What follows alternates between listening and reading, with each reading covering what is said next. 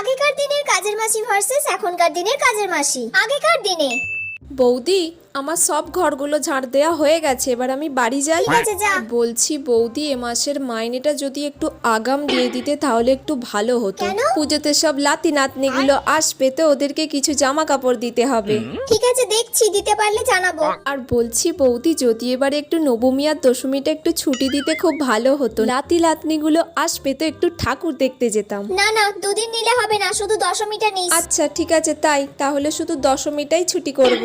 এখনকার দিনে শোনো বৌদি, আজকে মহালয়া হয়ে গেল, আজকের পর থেকে আমি আর কাজে আসতে পারবো নি বলে দিলুম, ঠিক আছে? লাতি নাতনি আসবে, ওদের সাথে আমাকে ঠাকুর দেখতে হবে। আর বোনাসটা আমাকে দিয়ে দিও। আমি যখন বিকালে কাজে আসবো আজকে, তখনই আমাকে বোনাসটা দিয়ে দিও। আমি তো মাসে 4,000 টাকা নেই, তাহলে আমার 2,000 টাকা বোনাস লাগবে। ঠিক আছে। সেই একাদশী অবধি আসবো না তাহলে, কারণ দশমীতে আবার বিসর্জন আছে, একটু লাচতে হবে তো।